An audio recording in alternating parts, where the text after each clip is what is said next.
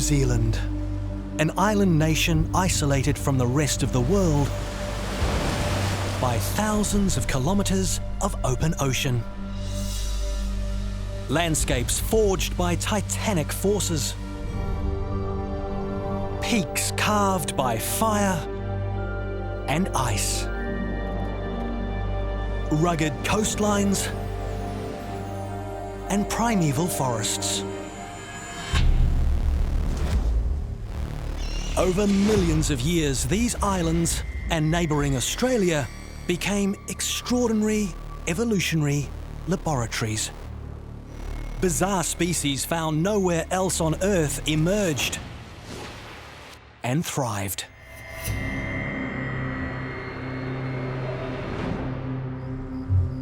The kakapo parrot is an extraordinary bird.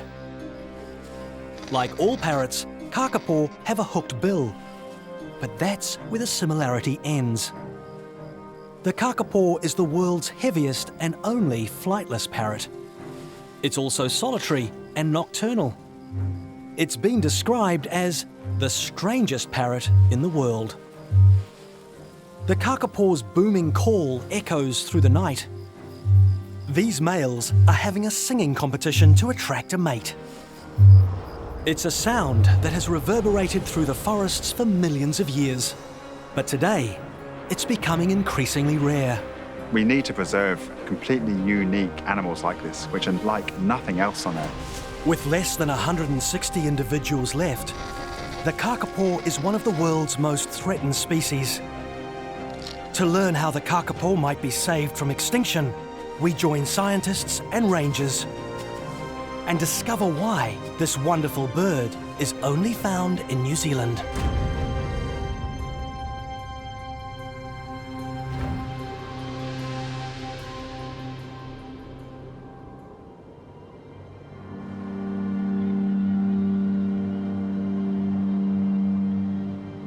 On the edge of the Southern Ocean lies one of New Zealand's most important wildlife sanctuaries.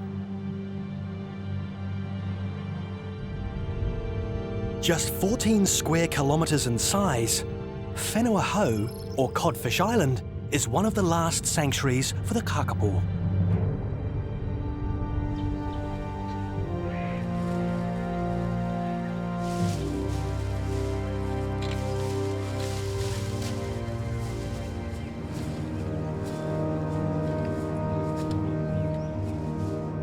Just 154 are left, and half of the population live on this island.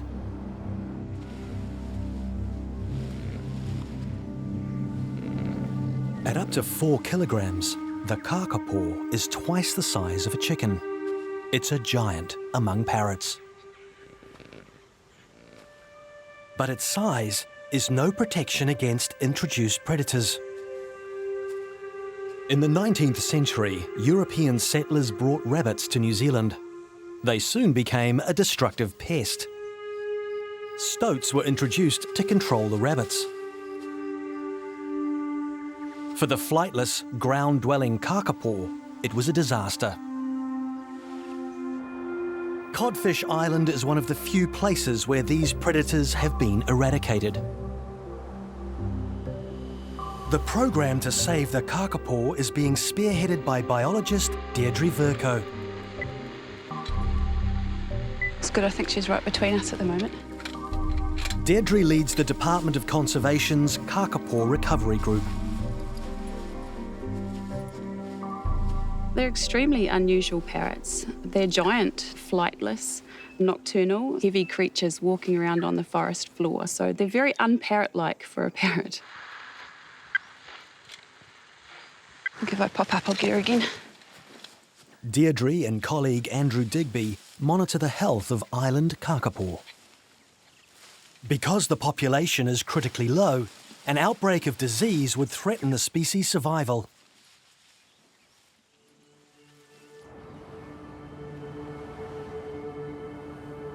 Codfish Island lies at the southern tip of New Zealand, exposed to cold winds roaring up from Antarctica. The woodland is dense, and finding kakapo is challenging.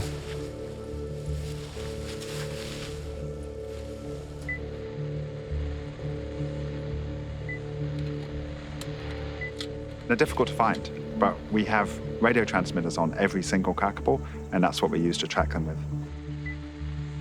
She's certainly across that stream, but I don't think she's too far over. Okay, it's quite steep down here. That's only 200 metres away. Okay.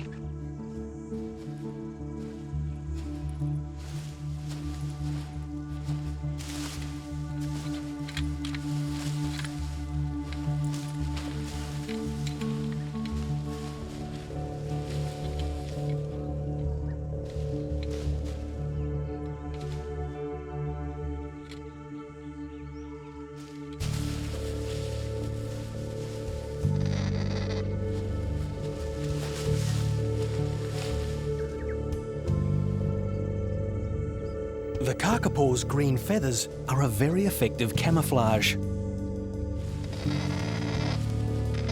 You can get within a couple of metres and still really not see them. And if they're up in a tree, it can be really hard to pick where they are. If they're vocal or if they start moving, that's a giveaway. Locating a kakapo is one thing, catching it is another. For a plump, flightless bird, they're remarkably agile.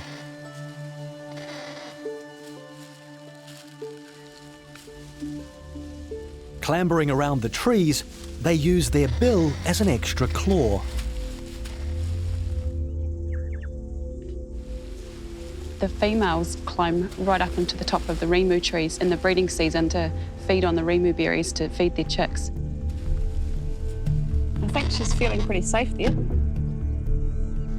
Almost had her. Oh well, can't say we didn't try. Keeping track of each bird is key to ensuring the species' survival.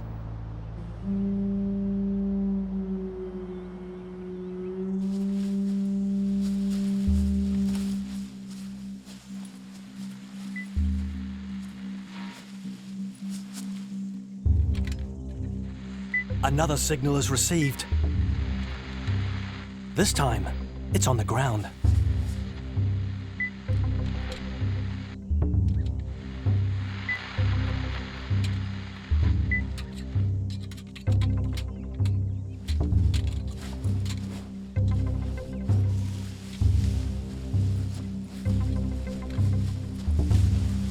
Here he is. No, Dick, stop. He's right here. It's just on the ground by the Astelia. It's going to run straight to you.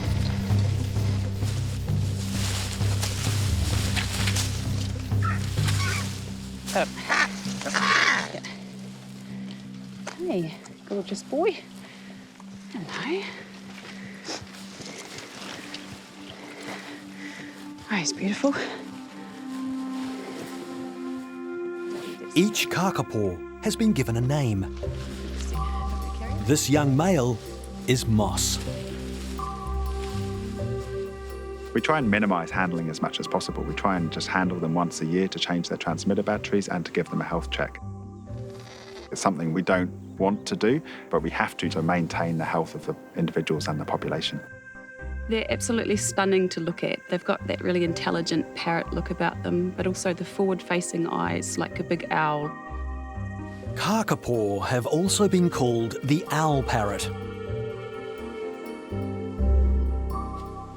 As they evolved to become nocturnal, their eyes gradually moved towards the front of their head, improving low-light vision. Like owls, kakapo also have a distinctive circle of feathers around each eye. These facial discs act like radar dishes, collecting sound waves and focusing them towards the bird's ears. One characteristic they share with other parrots is intelligence. Each bird exhibits an individual personality. We have some which are quite friendly, some even actively seek out human company, others really run away from it. So there's a complete range of personality types, it seems. Chip is 124. Moss is one of the calmer kakapo on the island. Is that transmitter string a good fit? Yeah. Moss was a young male, about 7 years old. Got some beautiful green feathers down there. And so he's in really good shape. He looks fantastic. I think he's just molted and that they're beautiful new feathers. Unlike most flightless birds, the kakapo's wings still have a practical use. They use them to balance when they're climbing through the canopy. They're decent-sized wings, aren't they?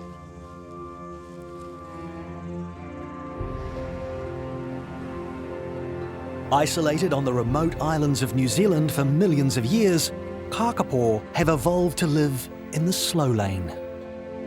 We don't actually know for sure how long kakapo live, but we think it's about 60 minimum. So he's got a long time to go.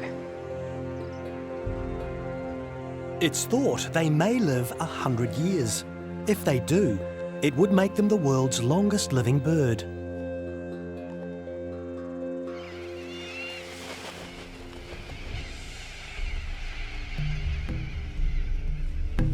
There are over 350 species of parrot in the world, but the kakapo has taken a path unlike any other.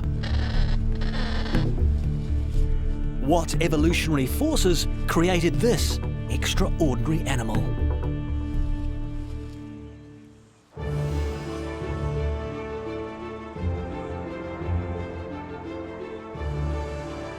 A flightless giant, New Zealand's kakapo parrot is one of the world's most unusual animals.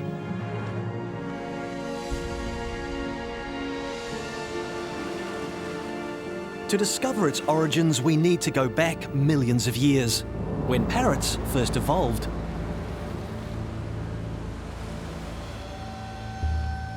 The kakapo's home in New Zealand is isolated from its nearest neighbour, Australia, by 2,000 kilometres of ocean.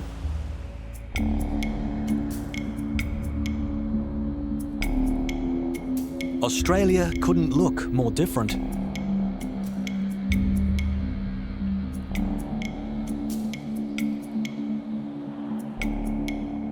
It's vast, dry, and flat.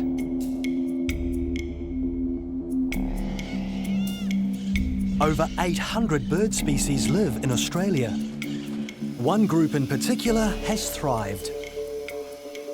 Early European explorers called it Land of the Parrots. Over 50 species are native to Australia. Unlike the bizarre kakapo, they're more like we imagine parrots should be, brightly coloured and active during the day, often congregating in large, noisy flocks. But despite Australia's parrots being very different to the kakapo, all parrots evolved from the same dinosaur ancestors. 95 million years ago, New Zealand and Australia were part of the eastern edge of a supercontinent called Gondwana. This ancient land was tropical and damp, completely different to the outback of Australia today. Yet the bones of the kakapo's dinosaur ancestors can still be found beneath Australia's dry, red dirt.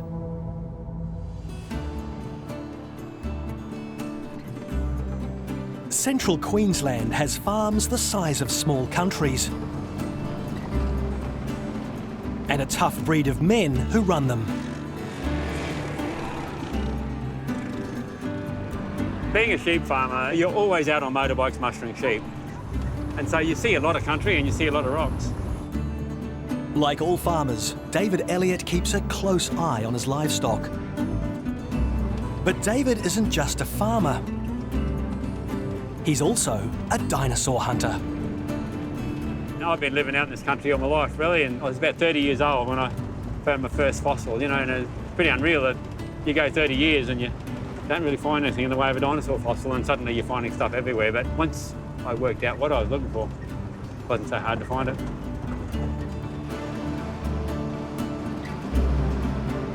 Queensland's sheep country is also Australia's greatest dinosaur graveyard. And there have been some remarkable finds. David's first discovery was a leg bone from one of the largest dinosaurs to walk the planet. A sauropod known as the Titanosaur.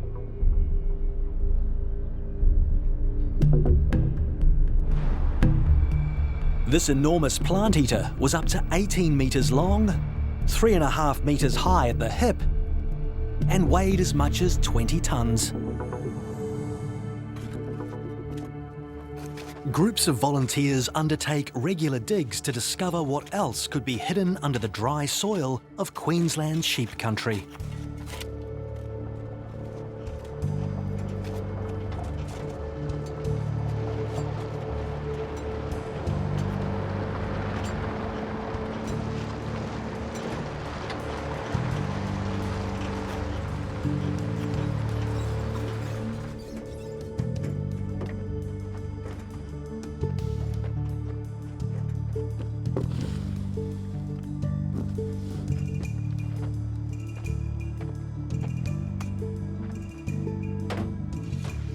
And the reason we're at this site is because of this bone.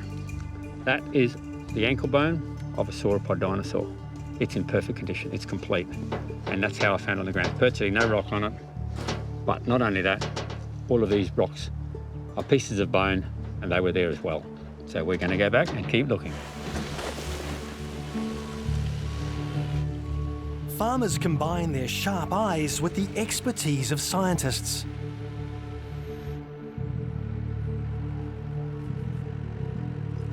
The dig is being led by Dr. Stephen Poropat from Queensland University. The rocks here are just as they were about 95 million years ago. It's a bit different to New Zealand. You look around here, it's totally flat. New Zealand, there are mountains, there are volcanoes, there are earthquakes. It's had a very, very active history. This is very passive. The rocks are still in exactly the same position as they were when the dinosaurs were walking around here. The first job at any dig is to rake the surface for fossils, however small. Searching for a dinosaur bone is really not much different to looking for anything, really. You've just got to know what you're looking for. But to the average person, it looks like a rock. Dinosaur bone is like any other bone. It has bone texture. You know, it's got bone marrow, it's got a veneer around the outside. It's got all of those things.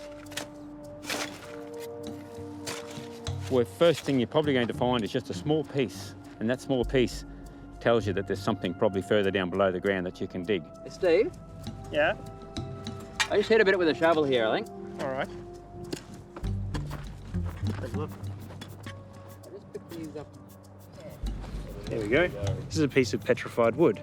What this tells us, of course, is that this environment was totally different 95 million years ago. Would have been swamps, marshes, forest. Very different environment to today. A close look at nearby rocks reveals fossils of pine needles, twigs, and leaves. There are ferns. Even early flowering plants are present. Millions of years ago, this plain was marshland, situated on the edge of an ocean. A tropical sea once stretched from the north of Australia into its centre. When they died, dinosaurs living along its shores were washed into the shallows. Their remains were buried and over millennia became fossilised.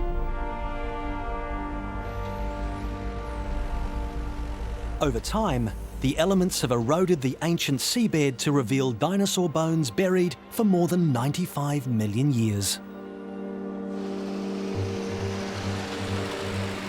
The Winton fossils are of international significance. A special facility has been built to house them, the Australian Age of Dinosaurs Museum.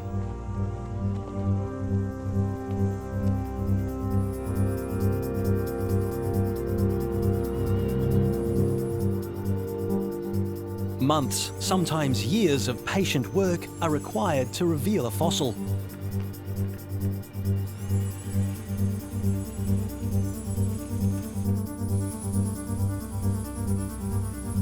All the workers are trained volunteers. It's like digging for treasure. Who knows what a rock might be hiding?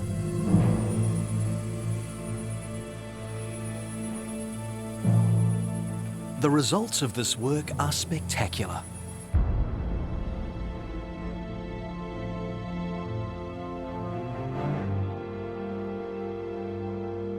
The museum houses an extraordinary collection of dinosaur bones, from the very small to the gigantic.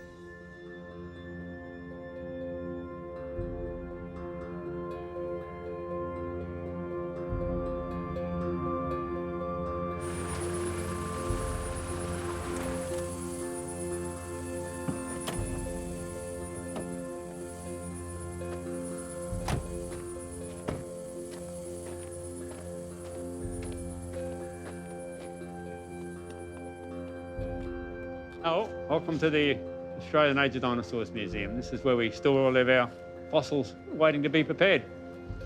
Got a good decade's work here too.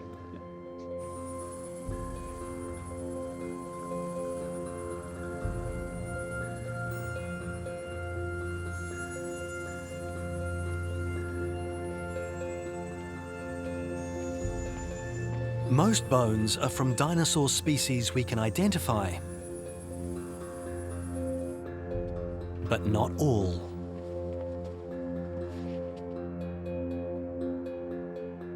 The museum has recently unveiled a dinosaur completely unknown to science. This is our latest new dinosaur, called Savanosaurus.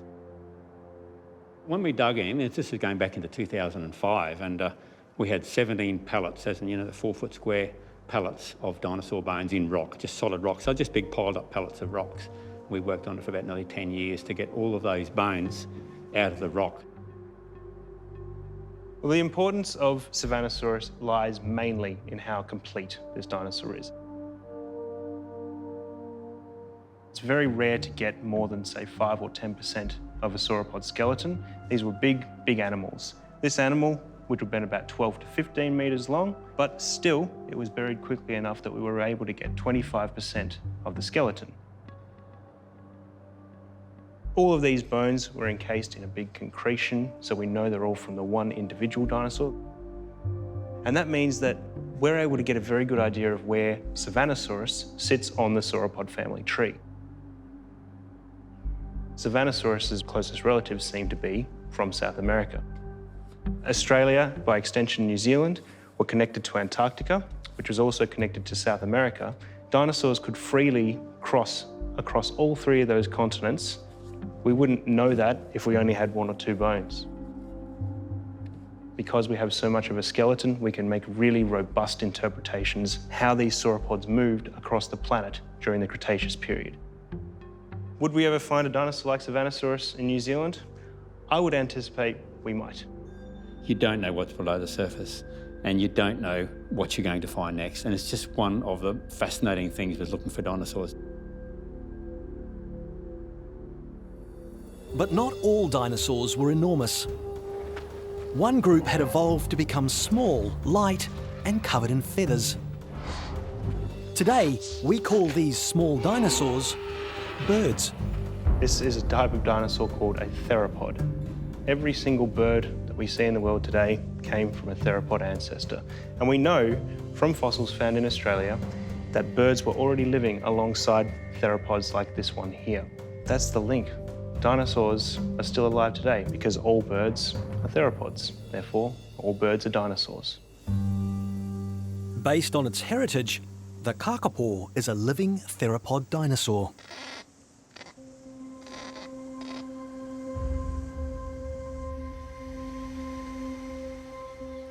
DNA evidence now shows parrots likely evolved around 60 million years ago in eastern Gondwana, which today forms modern Australia.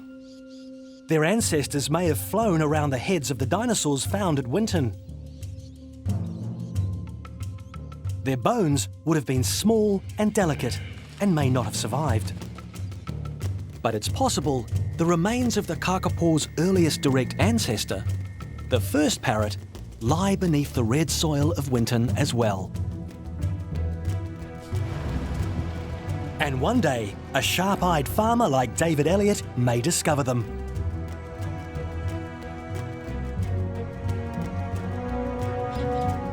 If parrots originally evolved in Australia, it helps explain why there's such a great diversity living there today.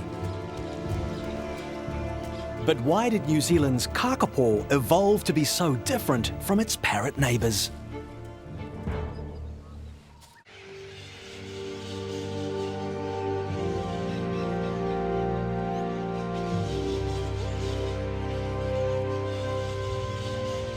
Soon after birds evolved, New Zealand broke away from Eastern Australia. It was the start of a long journey that would isolate it for millions of years.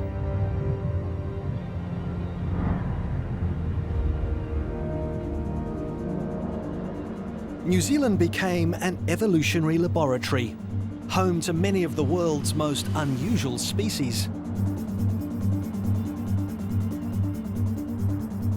In the central North Island, active volcanoes loom over the landscape. Beneath the slopes of Mount Ruapehu, the Rangataua forest is home to an elusive creature that helps explain why New Zealand's kakapo lost the ability to fly.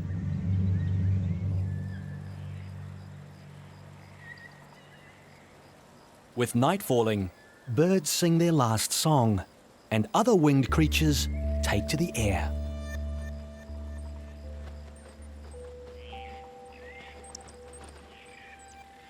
Bats are New Zealand's only native land mammal. It's likely they island hopped from Australia upwards of 16 million years ago.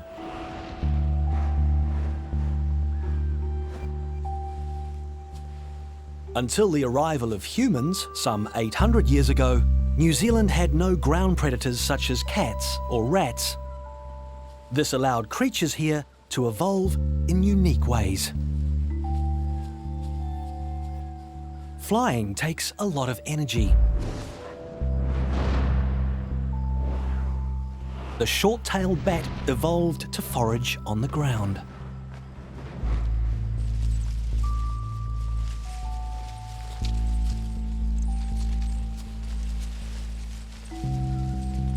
They feed voraciously on insects and worms in the leaf litter, the only bat species in the world to do so.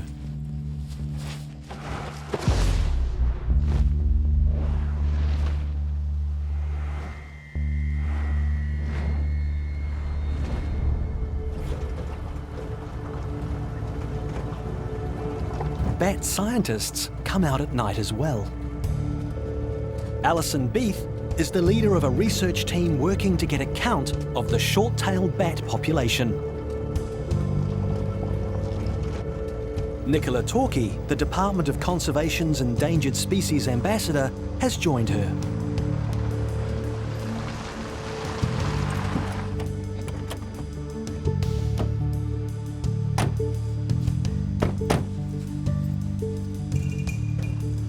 Bats once populated New Zealand in the millions, but the arrival of humans saw numbers plummet. New Zealand has two unique bat species, and the Rangataua forest is the primary habitat for its largest colony of short-tailed bats.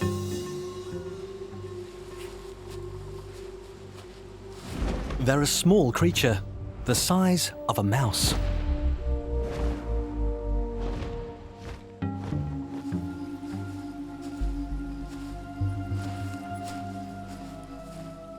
The first objective is to trap one of the bats and use it to locate the rest of the colony.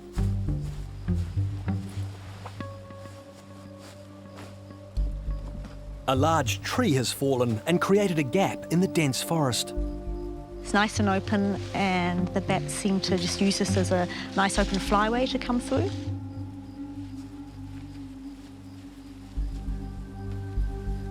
It's a good place to intercept bats as they fly from their roost to feed.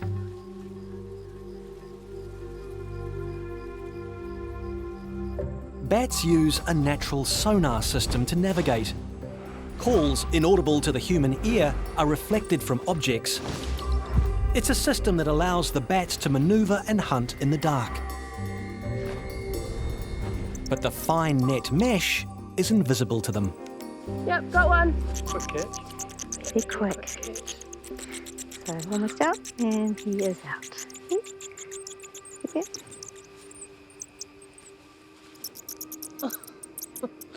Oh, he's quite a little biter. He's having a good chew on my finger. He really was. Nice work, guys. Okay, he is 15.5 with the bag. The bat is weighed and a tiny transmitter attached. The team is relying on this young male to lead them to his colony.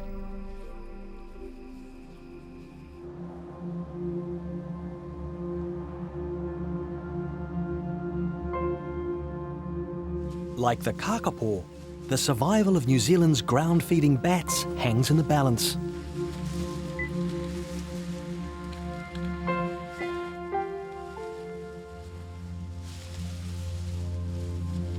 The young male leads them to a large hollow tree. Bats could have been using this roost for centuries. When you find a roost tree, it's a really magic experience because here it is, a tree in the middle of the forest, and inside is literally thousands and thousands of these incredible little bats.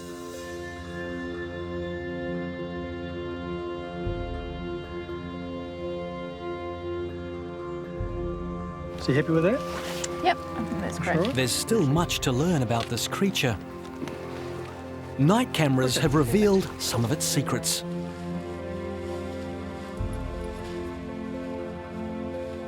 One discovery is the unusual way they attract a mate.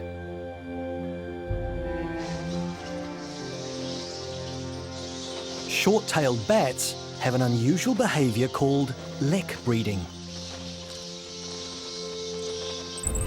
Males gather together and have long singing competitions to attract females out of their roosts.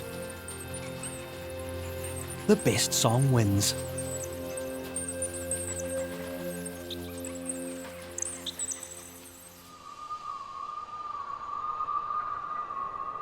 Kakapo also rely on their voice to attract a mate.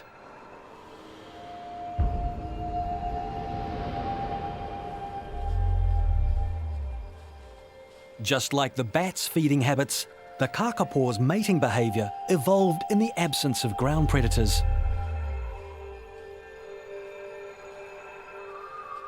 Before the singing starts, they make a network of tracks leading to a bowl-like depression in the ground, a behaviour unique among parrots. The males undergo a change in the breeding season. They grow these air sacs in their chests, and they actually get quite a lot larger. And they can inflate these air sacs, they blow themselves up, and they let their air out and make this booming noise, which reverberates over a long distance. You can actually hear it a kilometre or so away. A male kakapo may boom for up to 8 hours a night for 3 months.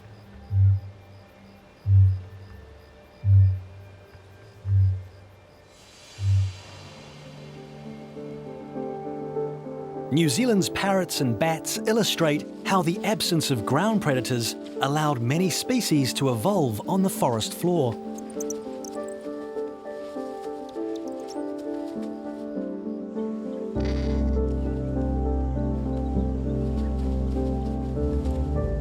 Alongside the kakapo, many other bird species, including New Zealand's national emblem, the kiwi, also evolved to become flightless. High populations of these birds proved being ground-based was an extremely successful evolutionary tactic.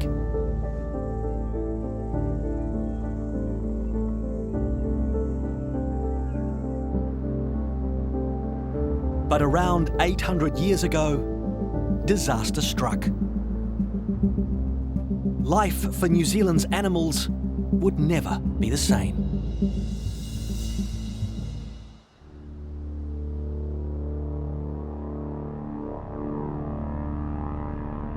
For 80 million years, the islands of New Zealand were isolated. Apart from bats, there were no mammals.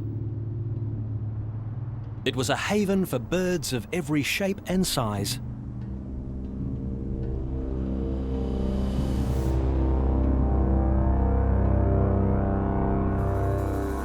Then disaster struck.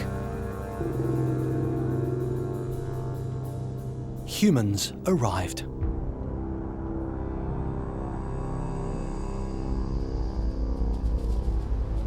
They brought with them rats, cats, dogs, pigs, and stoats. Mammalian predators that would have a devastating impact. New Zealand's native animals had no defences. They were massacred. Since the arrival of humans, over 50 bird species have become extinct.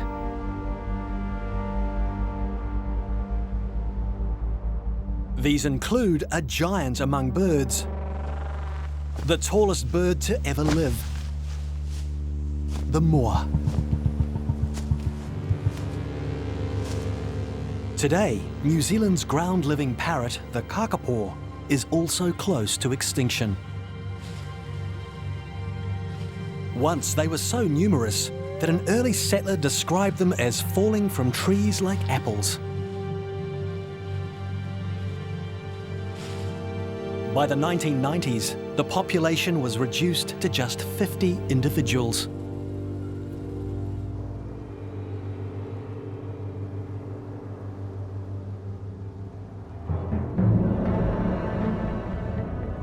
But despite the casualties, there are also extraordinary survival stories.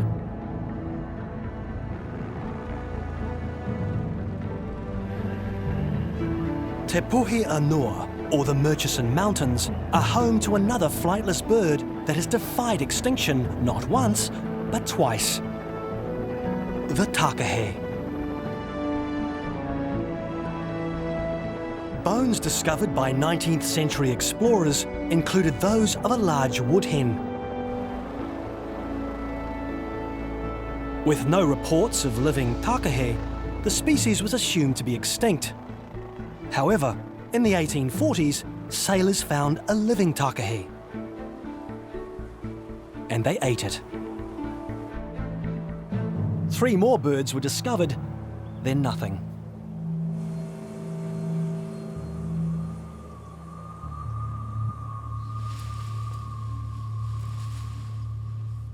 Ranger Jason van der Wettering is a member of a conservation team following in the footsteps of a remarkable naturalist, Dr. Jeffrey Orbill. Orbill refused to believe the takahē was extinct. And in 1948, he ventured into this remote valley. April 1948, Jeffrey Orbill came up here. They were just exploring the edge of the lake here and they found some footprints in the sand and they didn't match anything that they knew of. They were too big for Weka or Kiwi, so he actually took those measurements back into town and sent them off to experts around the country, and they couldn't agree on what it was, so that was pretty good evidence that there was an unknown bird in the valley. They were keen to get back in here again, but they had to wait for the snows to clear, so in November they did the 5-hour trek up the valley. They ended up there and had to find a way down.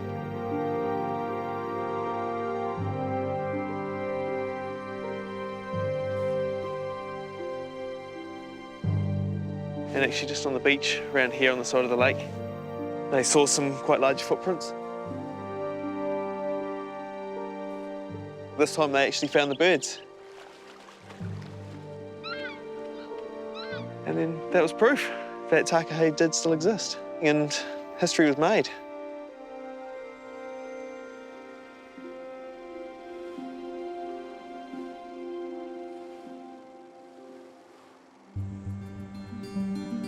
After being discovered for a second time, the takahē population soon declined to the edge of extinction.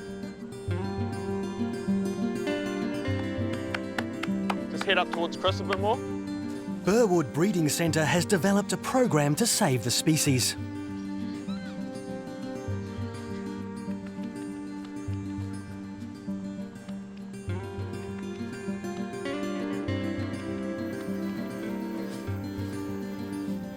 Adults can weigh over 3 kilograms.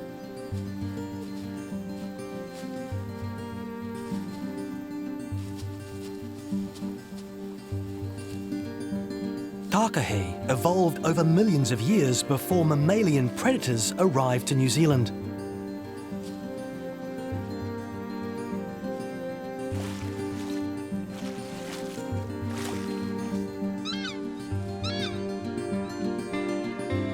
By 1982, the takahē population had declined to just 118 birds. But today, there are over 300 birds and the population is increasing.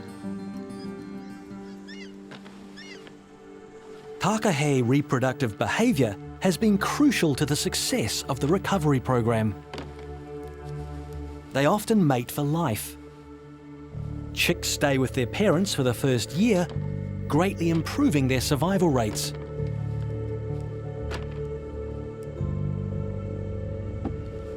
Today, another group of birds are ready to be released.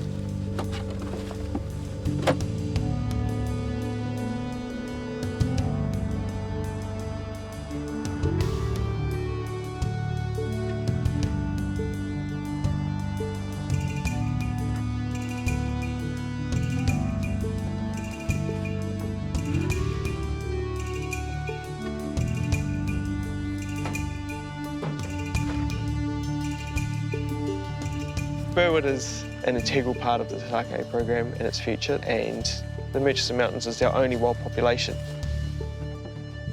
The future of the takahē program is to get a second wild population set up and just to get them back in their natural habitat in other parts of the country.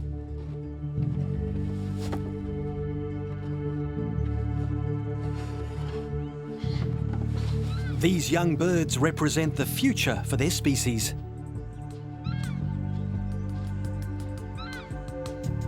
A unique New Zealand bird returned from the brink of extinction